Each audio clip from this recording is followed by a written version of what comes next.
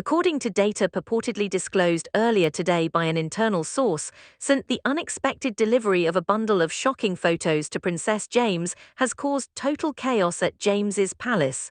Beatrice. According to reports, one of the men in the pictures is Eduardo, her husband. In a peaceful parking lot on the outskirts of London, Monarchy had an exceptionally intimate and near contact with a young woman during a chilly and rain-soaked night. Royal authorities acted swiftly to silence the report, trying to stop it from getting worse. But in just a few hours, a prominent tabloid newspaper released a CEO Eduardo betrays Princess Beatrice was royal love, read the dramatic title on the front page. It's only a delusion, increasing the intensity of the escalating controversy. An unnamed lady has now come forward, claiming to be the individual in the photos and disclosing what she says is the whole truth about what happened. At first glance, it seemed like a normal instance of marital is adultery gradually becoming into a far more intricate and strategic drama that lies underneath the pristine exterior of royal life. Is this really a breach of personal integrity, or is it some kind of well-planned plot to harm Princess Beatrice as she is ready to assume a significant new role? And who was actually in charge of the proceedings from behind the scenes? Historically, St. James's Palace has been a location of serene dignity, a safe haven that blocked off the cacophony of the outside world. However, London was engulfed in chilly, torrential rain that night, and the constant sound of the rain against the lofty windows that fill the otherwise quiet spaces. Princess Beatrice was seated by herself in her personal office, calm and determined as ever, being among the most diligent. She was just a few days away from becoming the head of a significant branch of the Royal Heritage Fund, a role that the media had been given, previously hailed as proof of her increasing ability and impact. Evenings such like these were typically used to go over documents and reports, a practice that her husband, Eduardo Monarchy, had always valued and appreciated.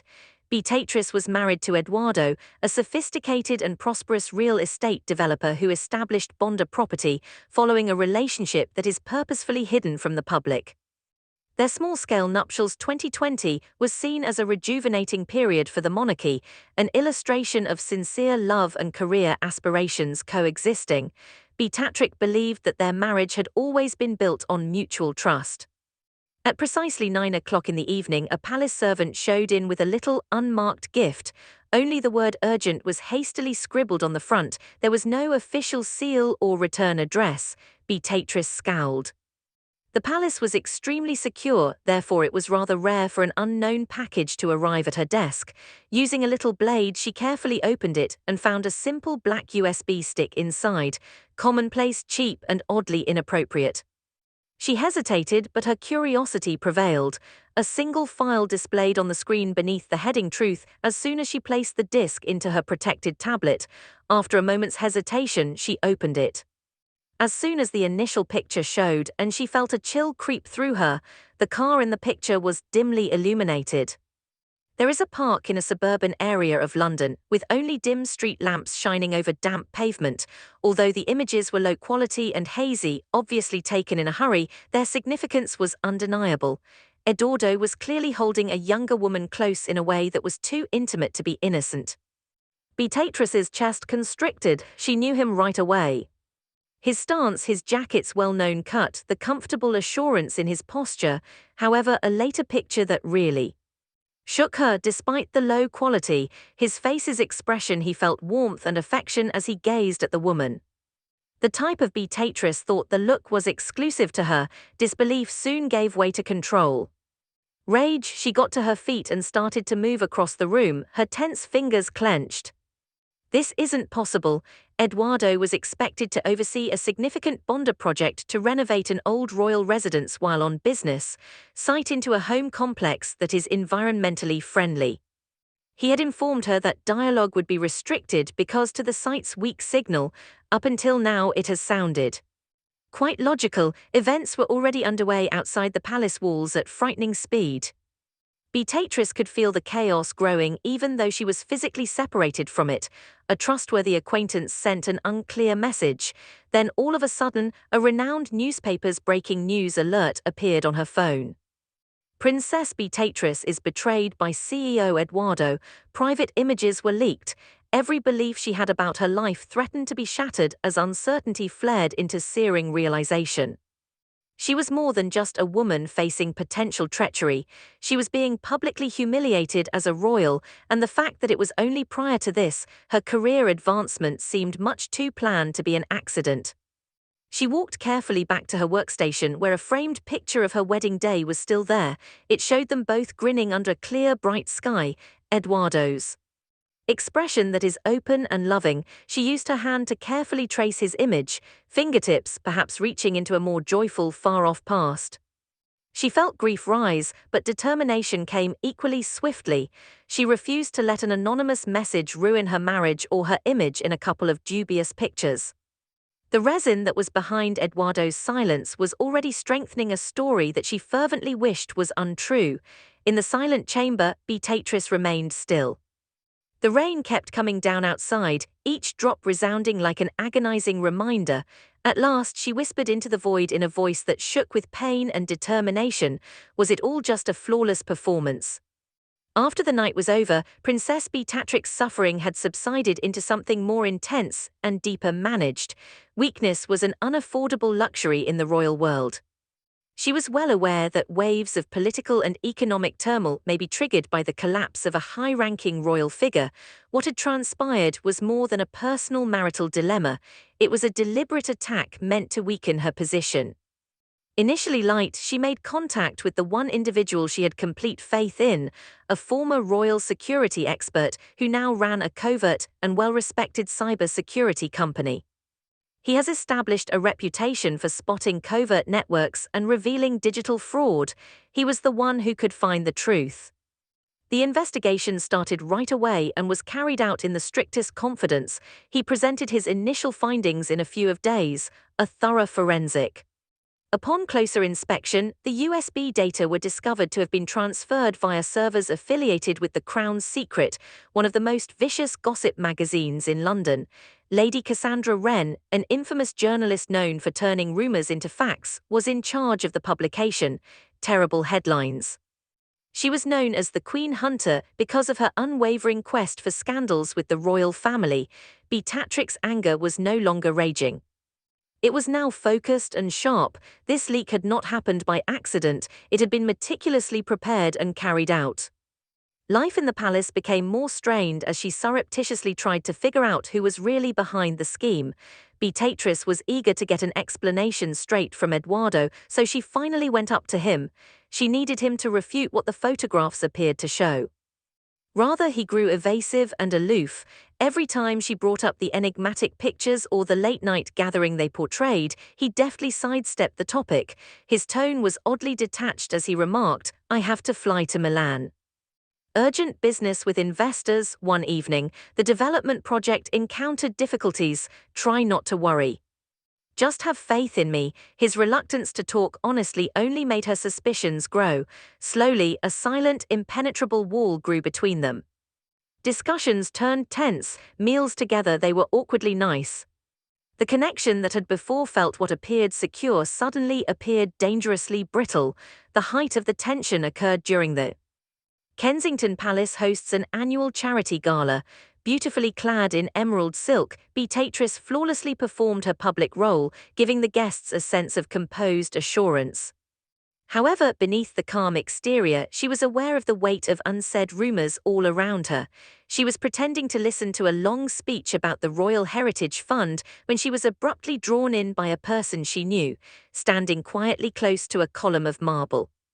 It was the palace's Marcus Hale, smooth, cunning and tasked with safeguarding the monarchy's image as chief media advisor. However, his mere presence did not frighten her. He was having a private conversation with a young reporter who was close to Cassandra Wren. She watched as Marcus quietly handed the reporter a little package during their low-key, private talk. She felt cold. A high-ranking palace officer, a person hired to protect the royal family, seemed to be working for the same tabloid that made her feel ashamed. Carefully slipping out of sight, she positioned herself near enough to hear bits and pieces of their conversation. Marcus' voice came into focus for a second. "We must move fast. The palace will be sufficiently rocked by this tale to divert everyone's focus." She is not permitted to assume that chairmanship. It was obvious who he had met. Everything came together in that moment. The final goal wasn't the scandal surrounding her marriage, it was only a diversion. Her own suffering was being used as a means to prevent her from taking over the Royal Heritage Fund, a body that is said to manage enormous financial riches that some those in positions of power longed for control. The puzzled and injured wife vanished in that instant. A resolute princess stood in her place. Watching Marcus Hale vanish into the dazzling crowd, Beatrice gripped the stem of her wine glass tighter. Something far colder and more determined had taken the place of the sadness in her eyes. She realized now that she had been lured into a planned conflict. She inhaled deeply and silently vowed to herself she would answer with the truth if they choose to fight with lies. She felt her resolve solidify as she completed her drink. Princess Beatrice was ready to take on the challenge, and the contest had already started. Beatrice quit the sparkling facade of palace life because she could no longer stand the oppressive atmosphere behind and travelled alone to the outskirts of London, where the most recent development project by Banda Property was underway. The place was desolate and incomplete, and the heavy, colourless haze of an overcast afternoon enveloped a vast area of muddy ground and skeleton metal frames. It seemed odd that her elegant beauty was so out of place in the midst of such raw industrial chaos. Eduardo was not the reason she had come. Her goal was far more precise: to locate the woman who was photographed in the leaked images. Beatrice had discovered who she was thanks to secret information obtained by her close ally. She worked for Eduardo's company as a junior design assistant and was named Clara. Beatrice needed answers, and she was going to get them straight from the source. Presenting herself as a significant prospective investor and asking for a site tour right away, she was led to a makeshift office constructed out of stacked modular cottages. Clara is inside. Sat at a desk covered in blueprints and drawings, her dark hair cascading over a weary face that was clearly tense. She didn't resemble the sexy character the newspapers had created. Beatrice put her tablet on the desk and opened the damning snapshot without wasting any more time on formalities. The picture hung between them like a charge. Clara leaped to her feet, her face color fading. She looked at Beatrice from the screen, obviously overcome with shame and terror. Her response was too real to be practiced. "No," she responded tremblingly, "Your Highness. Trust me, that's not what it seems like. All I am is an employee. After working late, we got caught in the downpour. To make it appear different, someone rearranged and changed it." Beatrice felt a grudging sense of sympathy when she heard the fright in Clara's voice. If this had been staged as a play, then Clara was just a little puppet controlled by someone, another person's hand. However, this insight did little to ease the more severe injury. Eduardo had been complicit in the fraud, whether intentionally or unintentionally. Beatrice felt deceived by her husband and the entire network that surrounded him once more. The office door opened abruptly, and Eduardo stepped inside, soaked from the rain and obviously agitated from a challenging meeting with contractors. No warmth, no relief, no surprise, just a flicker of irritation, and he halted when he spotted his wife standing across from Clara. Beatrice had broken every rule to come, and that reaction hurt more than any picture could.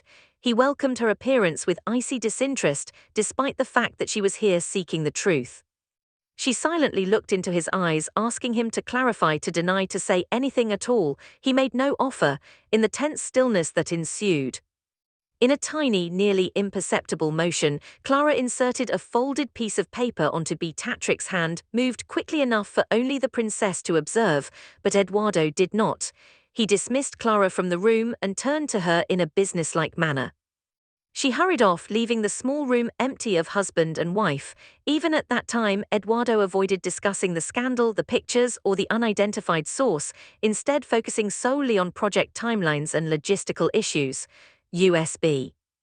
He appeared to be a stranger with a well-known face.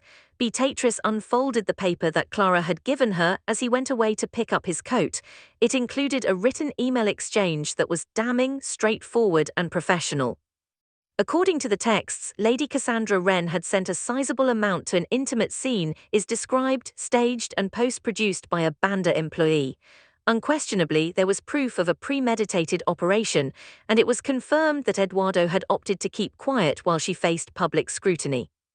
Humiliation, Beatrice gripped the document and peered through the foggy glass as the grey day swiftly engulfed the husband's body as he rushed out into the unexpected downpour. She was experiencing more than just heartbreak now, it was a deep sense of isolation. Instead, he had opted to keep things secret. Of standing next to her, she looked down at her tablet's dark screen where their wedding photo had vanished, but she had evidence now. As she left the temporary office, she refused to let this scheme destroy her. Breathing steadily and slowly, Beatrice allowed the chilly rain to hit her face. She sat up straight and spoke in a stern yet quiet voice, "If the truth has, I shall be the one to correct it if it has been corrupted." Princess Beatrice returned to St. She was holding the folded email closely, as if it were a hard-to-get prize in James's palace. Her journey's fatigue vanished almost immediately, to be replaced by a keen and uncompromising awareness of her intent. She promptly directed Marcus Hale to be called to her office for a prompt private conversation, posing as an urgent standard evaluation of media strategy. Marcus walked in with his typical assurance, calm as ever, and completely oblivious that he was going to be faced. He entered a well-known speech about controlling public opinion with ease, letting her know that everything was under control and that the rumors about Eduardo will soon stop. Beatrice watched him intently without interjecting, letting him talk freely. She allowed the well-crafted justifications to flow until their awkward silence became apparent, and Marcus started to feel that something was off. Finally, with measured accuracy, she pushed the printed email across toward him after setting it on the desk. Countenance abruptly transformed, and the cultivated composure vanished as the name Lady Cassandra Wren, followed by the clear terms "staging and post-production of intimate scene," had everyone's attention. The self-assured facade dropped. Beatrice interrupted Marcus as he struggled to find a reason, babbling about miscommunications and technical difficulties. His desperate explanations with calm authority, outlining all the information she had already discovered, and his covert Kensington rendezvous with Cassandra's colleague Palace, as well as the fact that she will soon be appointed to head the Royal Heritage Fund. Finally, trapped and vulnerable, Marcus gave up, in a defeated. He said in a low voice that Cassandra had come to him not to ruin Beatrice individually, but to provide enough attention to hide a far more serious issue within the fund. Beatrice would undoubtedly find evidence of financial impropriety and covert activities if she took over. The staged scandal involving her marriage had just served as a distraction and a deliberate compromise, intended to safeguard influential people in the royal system. His admission validated all Beatrice had suspected about her private life. Instead of terror, she experienced a chilling rush of disgust at the knowledge that pain had been purposefully fabricated as a component of a larger political plot. Instead, people who were supposed to serve the monarch had opted for dishonesty. She immediately summoned the royal legal advisors and gave them instructions to compose an official written statement attesting to Marcus' admittance. Following he signed it in a moment of frantic struggle, and the betrayal was now formally documented. Yet despite this triumph, the war was far from over. Marcus vanished that same evening before Beatrice could do anything further. He didn't just quit or walk away without a word, he disappeared with the difficult drive that had all of his intimate correspondence with Cassandra.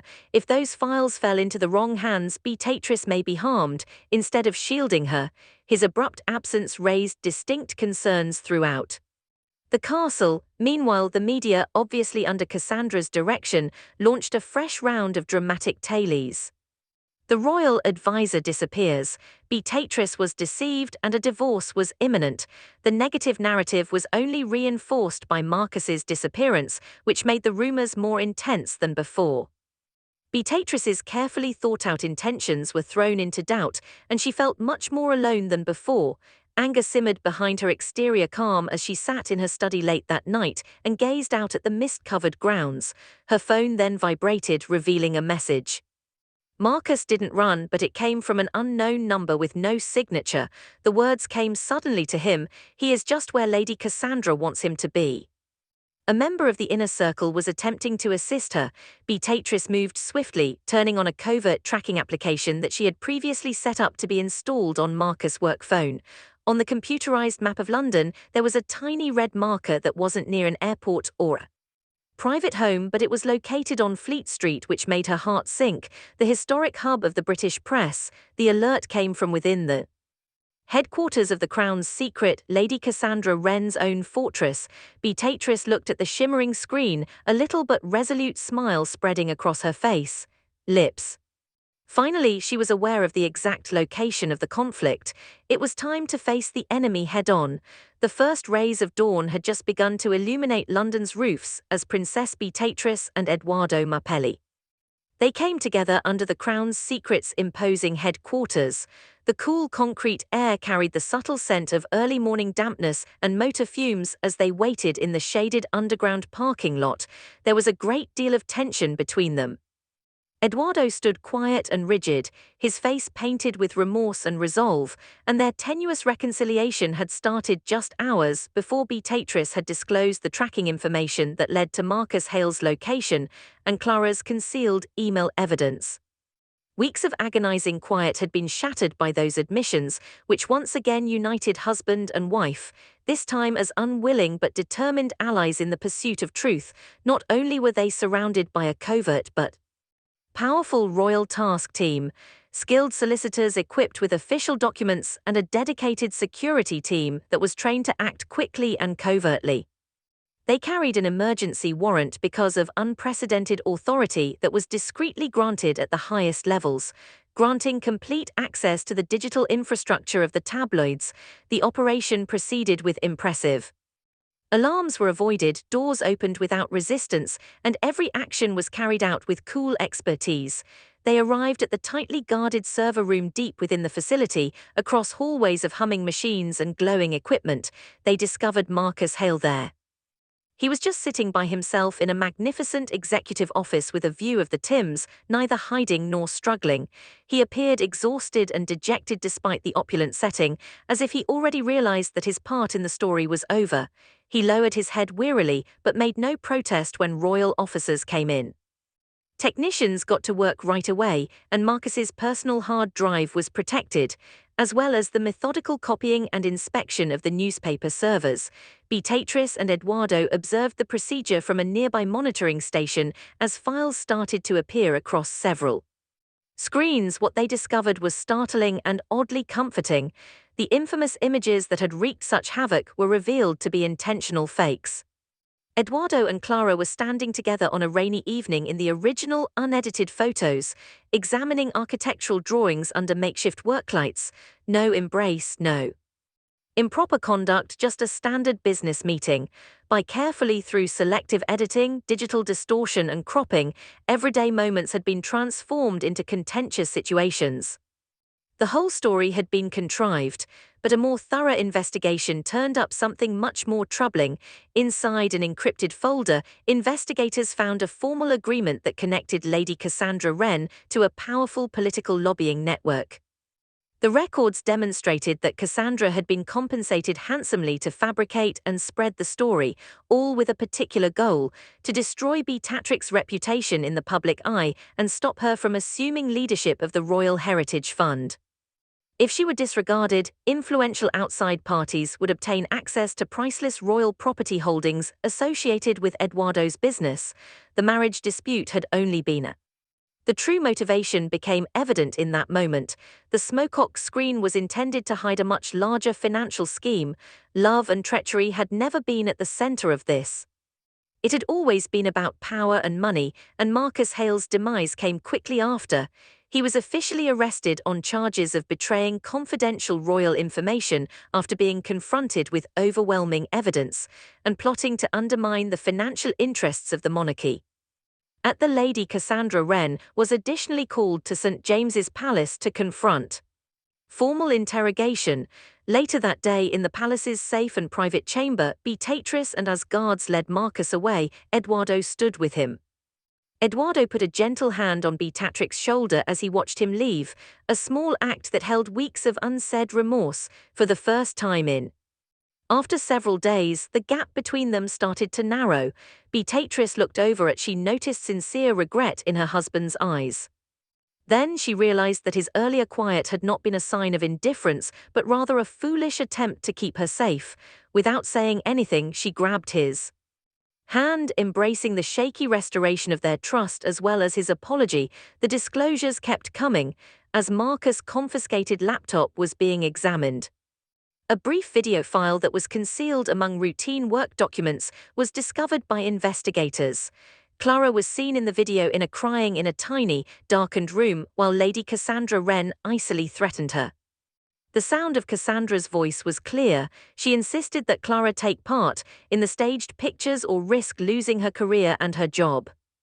The video unequivocally demonstrated that Clara had been coerced into the plan against her will. Finally, all the components of the conspiracy had been exposed. Beatrice left the palace into a silent winter dusk as evening drew near. As if removing the stain from the courtyard, light snowflakes floated through the air and settled there. Deceit. Reporters eagerly awaited the next dramatic event beyond the gates. Development. Eduardo stayed solidly by her side. Taking a calm, steady breath, Princess Beatrice spoke with renewed strength and conviction. No one can destroy honor if we defend it. With truth, with that certainty guiding her, she prepared herself for the final battle to reclaim her name and her future.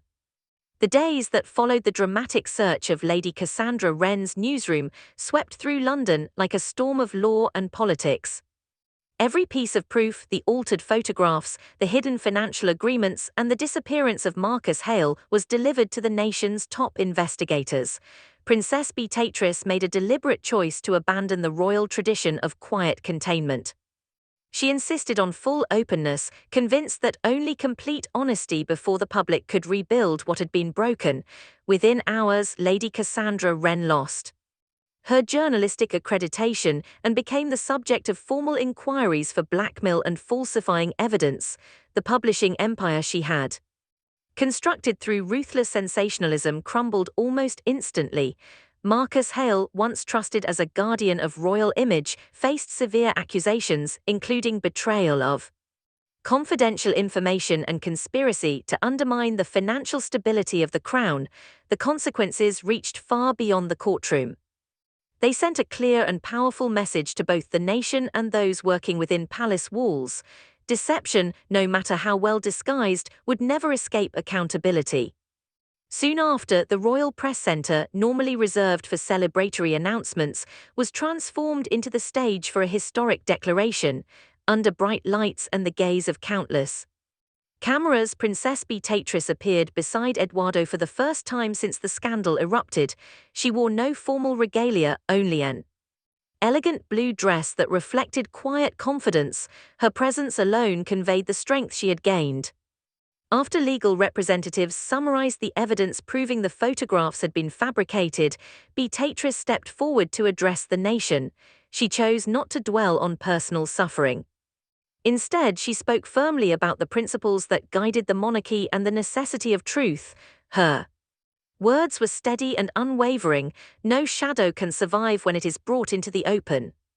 We decided to take on dishonesty head-on and reveal those who used fear to build schemes. This is not just a family issue.